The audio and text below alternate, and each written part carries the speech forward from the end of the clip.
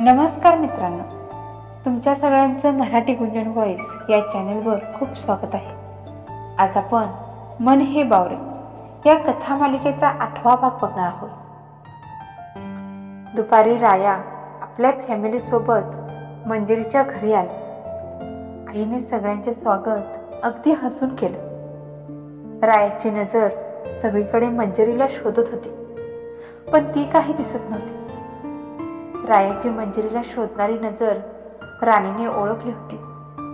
राणी हसतच रायाला चिडवत बोलते की तुम्ही जिला शोधत आहात ना, ती सध्या घरातच नाही.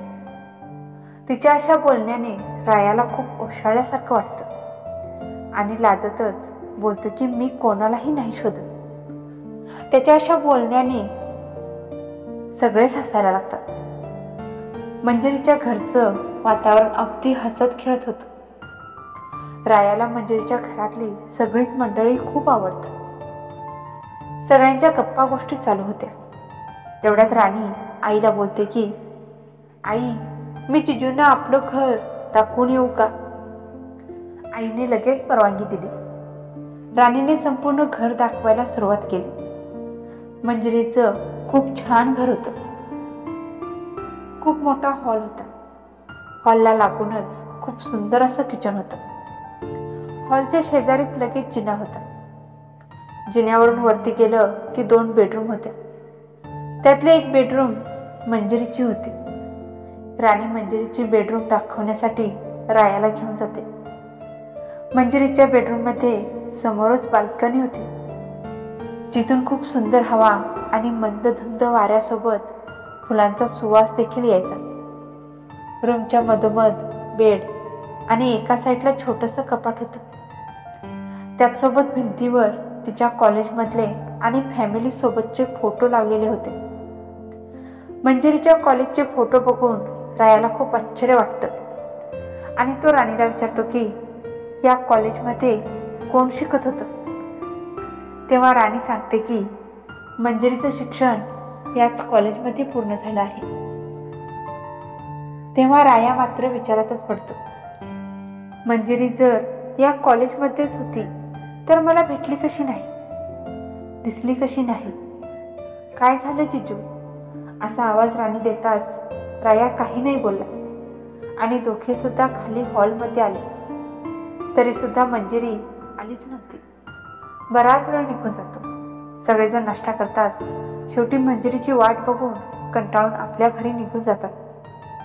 मंजिरी मीटिंग संपवून घरी निघत होती. तेवढ्या तिला वाटेत कॉलेजमधली मैत्रीण रमा भेटली. दोघी पण कॉलेजनंतर बऱ्याच वर्षानंतर भेटल्या होत्या. मग काय, दोघींच्या सुद्धा चांगल्याच गप्पा रंगल्या. निघता निघता शेवटी रायाचा विषय हा निघलाच. काय मग, भेटला की नाही तो मोळपिसवाला? कोणाबद्दल बोलतेस? मला काही नाही आठवत, असं म्हणत मंजिरीने विषय टाळण्याचा प्रयत्न केला. असं उत्तर देताना होणारा त्रास कसा कळणार होता कोणाला? दोघी सुद्धा गप्पा मारत मारत गाडीजवळ येतात. तेवढ्यात एक मोठा आवाज कानावर पडला. तसं त्या आवाजाने दोघींचं सुद्धा लक्ष वेधून घेतलं. समोर जोरदार भांडणं सुरू होती. एक मुलगा अगदी तावातावाने दुसऱ्या माणसाला बोलत होता. दोघीही काय चालले, काय झाले, कसला एवढा आवाज येतोय हे बघण्यासाठी तिथे गेल्या.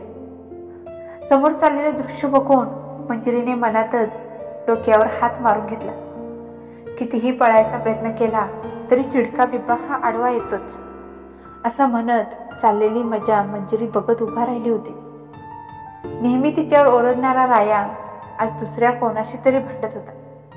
हे बघून तिला खूपच मजा येत होती. चूक कोणाची होती हे मंजिरीला माहिती नव्हतं, पण तिला एवढं मात्र माहिती होतं की रायाच्या बोलण्याने समोरची व्यक्ती निम्मी शांत झाली असावी. खरं तर चूक रायाची होती. राया आपल्या आई वडिलांना घरी सोडून आपल्या मित्राला भेटण्यासाठी जात होता, पण वाटेत त्याला मंजिरीची गाडी दिसली. त्यामुळे मंजिरीला भेटण्यासाठी तो रस्ता क्रॉस करून जाताना गाडीच्या आडवा आला होता.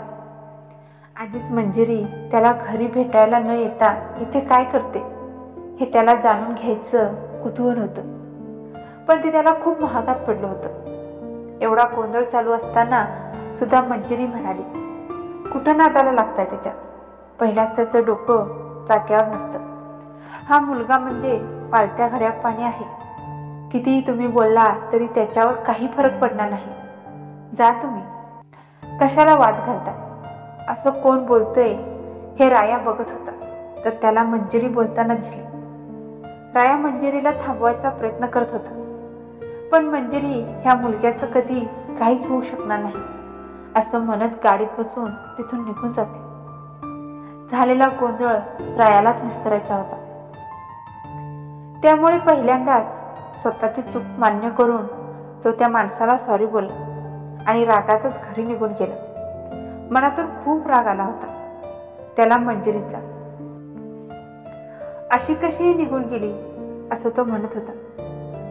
पण जुन्या गोष्टी तिला आठवले सुद्धा असते ही भांडणं बघून, असंही त्याला वाटलं. आणि आता मंजिरीशीच काय, सगळ्यांशी जरा जपूनच बोलावं लागणार असा विचार करत तो झोपून गेला. इकडे मंजिरीला घरी येण्यासाठी जवळजवळ रात्रीचे 10:30 वाजून गेले होते. आई मात्र वाट बघून बघून कंटाळून गेली होती. मंजिरी घरी आली, पण आईने मात्र तिला चांगलीच फैलावर घेतली. मंजिरी कशी बशी करून आईची समजूत काढते आणि वेळ मारून येते. आईला सांगणार कसं ना, त्या मुलग्याला पाहण्यात मला काहीच इंटरेस्ट नाही म्हणून.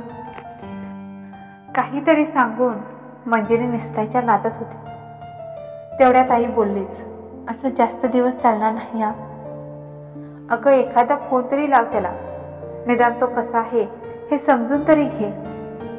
अगं आई, नको ना एवढ्या फॉर्मॅलिटी, मंजिरी म्हणत वरती आपल्या रूममध्ये जात होती. तेवढ्यात आईने तिचा चांगलाच कान पिळला आणि म्हणाली की रात्री मग कोणाशी बोलत होतीस? मला नको शिकू थापा मारायला.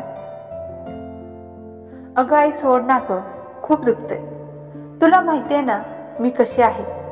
त्या राणीसारखं काहीही विचार करायला लागली आहेस का? आईने मंजिरीचा कान सोडला आणि गालाचे गालगुच्चे घेत तिला म्हणाली की नाही ग, गंमत करत होते. मला माहिती आहे ना माझी मुलगी कशी आहे. तू कधीच खोटं बोलणार नाही. मंजिरी मात्र काहीच बोलू शकली नव्हती, कारण ती आज पहिल्यांदाच आईसोबत खोटं बोलली होती. अगं मी तुझा नंबर दिला आहे पाहुण्यांना, फोन आला तर रिसीव्ह कर. आईचा हात हातात धरत मंजिरी बोलते, हो ग आई, त्यांचा फोन आला ना तर नक्की रिसीव्ह करेन. तू नको एवढं टेन्शन घेऊ. रात्र खूप झाली, झोप आता असं म्हणत मंजिरी सुद्धा झोपायला निघून जाते. दिवस असेच निघून जात होते. राया मुंबईवरूनच काम करत होता. मंजिरी पुन्हा कधी मुंबईला गेलीच नाही. पण राया आणि राणीचं मस्त जमलं होतं. पण मंजिरीने अजूनही त्या मुलग्याला स्वतःहून फोन केलाच नव्हता. रायाकडे मंजिरीचा नंबर होता, पण बोलायचं कसं हा प्रश्न त्याच्या मनात सारखा सतावत होता. त्यामुळे त्याने सुद्धा फोन तिला केलाच नव्हता. पण सगळ्यात मोठी गोष्ट म्हणजे मंजिरी समोरचा मुलगा रायाच आहे यापासून खूप लांब होती. तिला यातलं काहीच माहिती नव्हतं की तो मुलगा रायाच आहे म्हणून. पावसाचे दिवस संपत आले होते. आता लग्नाची बोलणी करायचा दिवस ठरला होता. दिवाळीनंतर लग्न करूया असं सगळ्यांचंच मत होतं. त्यासाठी बैठक बसणार होती, तीही मंजिरीच्या घरी. त्याची कल्पना अगोदरच आईने मंजिरीला दिली होती. त्यामुळे तिला बाहेर जायला चान्सच भेटला नाही. उद्या भविष्याच्या जोडीदाराबरोबर जोडणार आहेत याचा शिक्कामोर्तब होणार होता. त्याला न बघताच लग्नाला होकार दिला होता हे तिला आज जाणवलं. खरंच रायाला मी विसरू शकेल का? मी ज्याच्याशी लग्न करणार आहे त्या व्यक्तीला त्याच्या हक्काचं प्रेम मी देऊ शकेल का? अशा अनेक प्रश्नांची उत्तरे तिला शोधायची होती. उद्याचा दिवस तिचं आयुष्य ठरवणार होतं. त्यामुळे ती खूप इमोशनल झाली होती. कुठेतरी राया भेटावा असं तिला वाटत होतं. राया भेटूनही तिच्यासाठी अनोळखीच राहिला होता. तो कितीतरी वेळ तिच्या स्वप्नांमधला राजा झाला होता. पण वास्तव किती वेगळं होतं ना. पहिलं प्रेम आणि मोरपीस.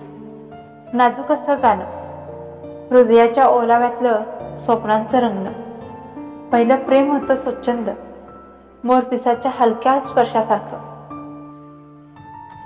त्याच्या नाजूक रंगांनी मनाचं आभाळ रंगवणार. तुझ्या नजरेतलं पहिलं प्रेम. मोरपिसाच्या सौंदर्याचं खूळ, हृदयाच्या थरारात प्रेमाचं नाजूक फूल. मोरपिसाच्या नाजूकतेत तुझ्या स्पर्शाची चाहूल. पहिलं प्रेम होतं तुझं, स्वप्नांचं आणि व्यक्तित्व भावनांचं फूल. पहिलं प्रेम आणि मोरपीस, अनंत असं भास. हृदयाच्या गाभ्यातलं त्या आठवणींचं खास.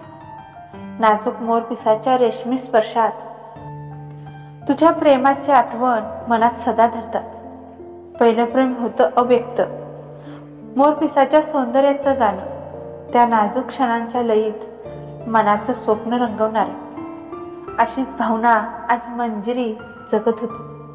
पहिलं प्रेम आज खूप दूर गेलं होतं. तिच्यापासून व्यक्त होण्याआधीच सगळं काही संपलं होतं.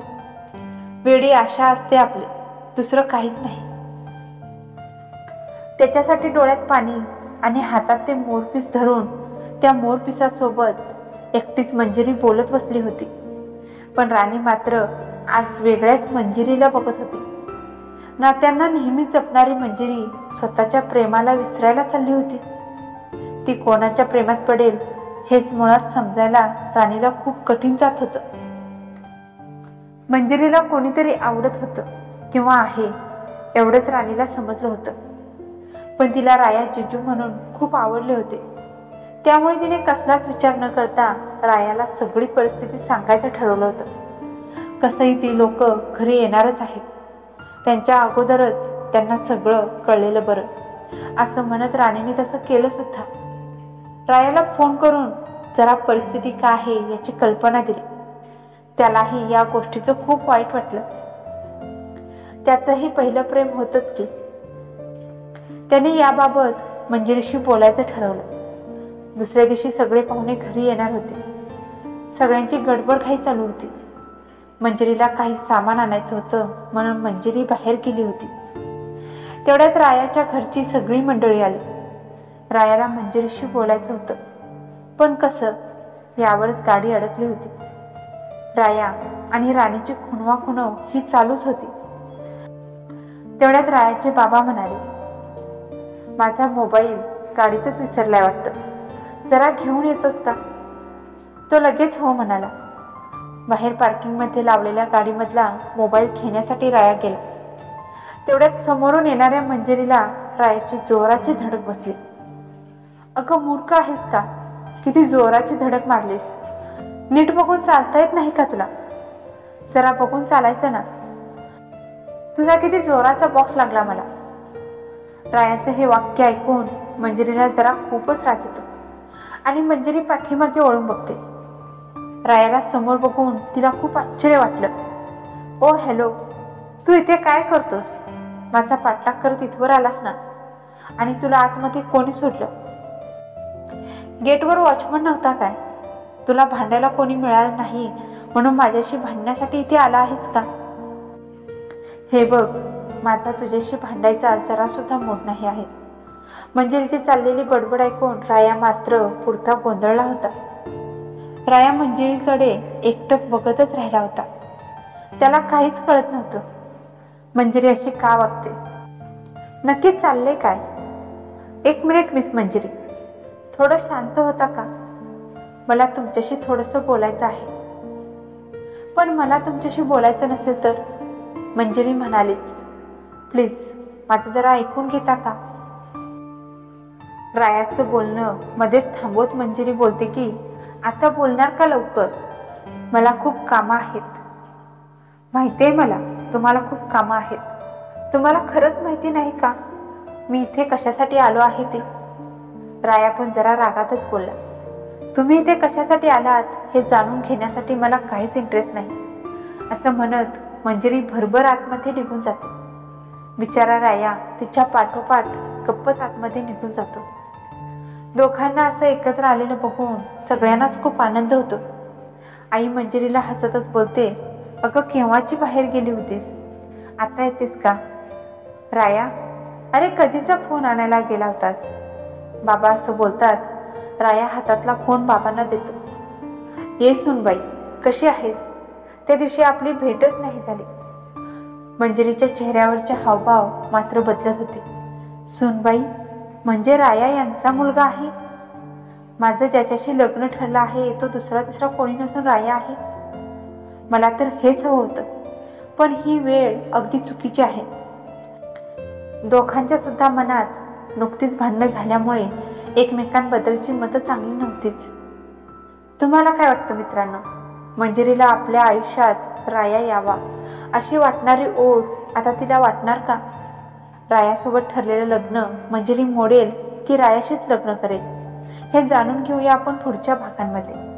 आजचा भाग तुम्हाला कसा वाटला हे कमेंट करून सांगायला विसरू नका. आणि त्याचसोबत मित्रांनो, तुम्हाला एक माझी विनंती आहे. कथा ऐकल्यानंतर तुम्ही फक्त कमेंटमध्ये खूप छान कथा होती एवढेच सांगता, पण त्याऐवजी तुम्हाला कथेमधला कोणता भाग नक्की आवडला हे सांगितलं तर पुढे कथा लिहिण्यासाठी खूप प्रोत्साहन मिळेल.